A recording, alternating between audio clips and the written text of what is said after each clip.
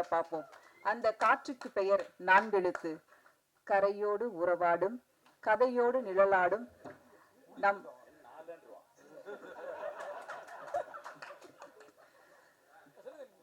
அந்த நான்கெழுத்து காற்றை இப்போது உங்கள் முன் நீண்ட இடைவெளிக்கு பிறகு இந்த மேடை காத்திருக்கிறது. அவருக்காக அன்புடன் அழைக்கிறேன் இயக்குனர், நடிகர் மிஷ்கின் அவர்களை.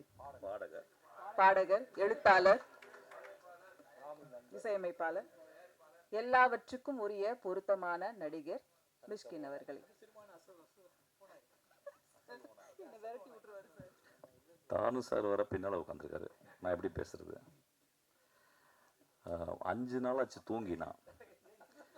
அப்புறம் ரொம்ப எதிர்பார்க்குறீங்க, என்ன பேச போறேன்னு எனக்கே தெரியல. ரேண்டமாகவே ஆரம்பிப்போமே. நேற்று வந்து சசி அண்ணா வந்து ரொம்ப எக்ஸ்ட்ரானரியான ஒரு ஸ்டோரி சொன்னார். எனக்கு தெரியாது ஏன் என்று சொன்னார்னு தெரியல. சசி அண்ணா சொல்லும்போது எனக்கு தெரிஞ்சது வந்து வாழ்க்கையில் எவ்வளோ முக்கியமான ஒரு மனிதர் அப்படின்றது. அவர் சொன்ன கதை வந்து எனக்கு ரொம்ப மனசில் அப்படியே, சசியனா தேங்க்யூ. நான் அந்த டைமில் உங்களுக்கு தேங்க்ஸ் சொல்லல. அதுக்கப்புறம் சசியனா போன பிறகு நான் சசிக்கு வந்து ஃபோன் பண்ணி இவ்வளோ ஸ்ட்ராங்கான ஒரு கதை சொல்லியிருக்கீங்க, இது வந்து ராஜா இல்லையா அப்படின்னு கேட்டு, அதுக்கப்புறம் வந்து தியாகராஜன் குமாரஜா கேட்டு, தியாகராஜன் குமாரஜா ராஜாட்ட கூட்டி போங்க அப்படின்னு சொல்லி அது அப்படியே ஆச்சு. ஒரு ஐ திங்க் ஒரு 8 வருஷம் முன்னாடி இருக்கு நினைக்கிறேன். ஒரு பார்ட்டியில் குடிச்சிக்கிட்டு இருக்கும்போது சிவா வந்தான்.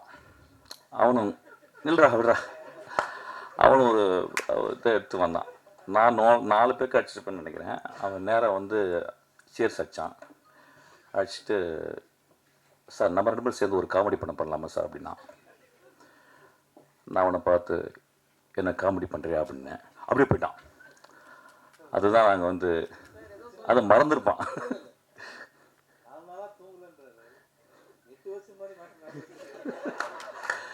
இல்லைடா நான் அந்த சினிமாவுக்கு வந்ததுலேருந்து தூங்கலடா, டோன்ட் வரி. நான் இப்போ போனாலும் தூங்க மாட்டேன், கவலைப்படாத. போனவுடனே டான்ஸ் சார் வந்துடுவார் ஆஃபீஸ்க்கு. அவர் வந்து பேசுவார். ஸோ அதனால் தூங்குறதே கிடையாது. சீக்கிரமாக லாஸ்ட்டாக தூங்கிக்கலாம், 5:30 அடிக்கல தூங்கிக்கலாம் ரொம்ப நேரமாக.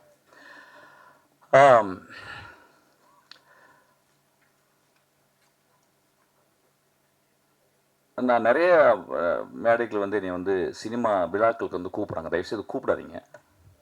கூப்பிட்டிங்கன்னா ஒரு 5 லட்ச ரூபா கொடுத்தீங்கன்னா நல்லாயிருக்கும்.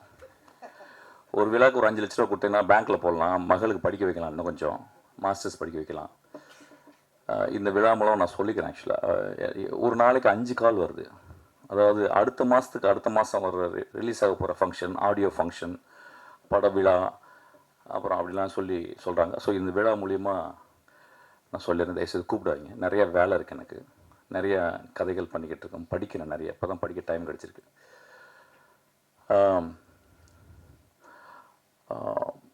எப்பொழுதுமே நான் ராம் பற்றி பேசும்போதும் யோசிக்கும் போதும், ஏன்னா எப்படி இருந்தாலும் ஒரு 2 நாளைக்கு ஒரு ராம் பேச்சு வந்துடும். ஏன்னா எனக்கு ஒரு அசிஸ்டன்ட் டேரக்டர் சேர்ந்துருக்கான். அவன் ஆக்சுவலாக ராம்கிட்ட சேர வேண்டியது என்கிட்ட சேர்ந்து தான் போல. ஆக்சுவலாக நான் சிவா படங்கள் பார்த்ததில் கொஞ்சம் நெஞ்சு தான் பார்த்துருக்கேன். எனக்கு தெரிஞ்சு என் அசிஸ்டன்ட் சொன்னான், சிவாவை வந்து டிஃபைன் பண்ணான்.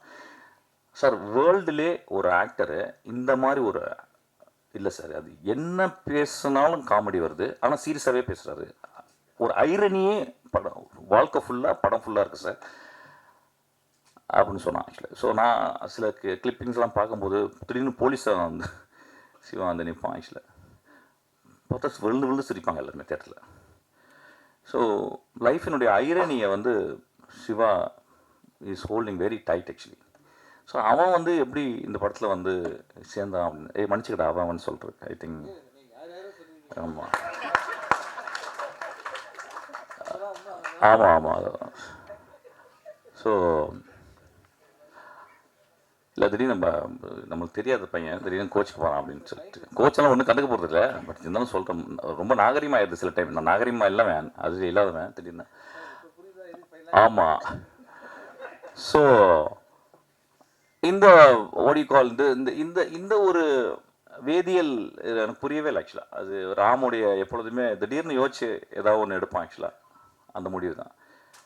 அவன் ராம் வந்து என்கிட்ட சொன்னால் வந்து, ஆனால் நீங்கள் வந்து படம் பாருங்கண்ணா, மம்முட்டி சார் மாதிரி நடிச்சிருக்காண்ணா அப்படின்னா. What a pick accurate that actually. comparing with Mammootty, one of the greatest artists, I would say, in the world, and the greatest human being also. Maybe that's the reason he is acting so beautifully. அப்போ நான் என்னடா அது இப்படி ஒரு comparison என்னடா சொல்கிறேன் அப்படின்னு சொல்லி படத்தில் போய் பார்த்தேன். படத்தை பார்க்கும்போது வந்து சிவா ரொம்ப கஷ்டப்பட்டிருக்கான், ரொம்ப கஷ்டப்பட்டு தான் பண்ணியிருக்கான். ஆனால் இந்த சிவா வந்து இந்த படம் ஒரு பெரிய வெளிச்சம். ஒரு மல்டி ஃபேசட்டட் ஆக்டராக சிவாவை இந்த படத்தில் பார்க்கலாம்.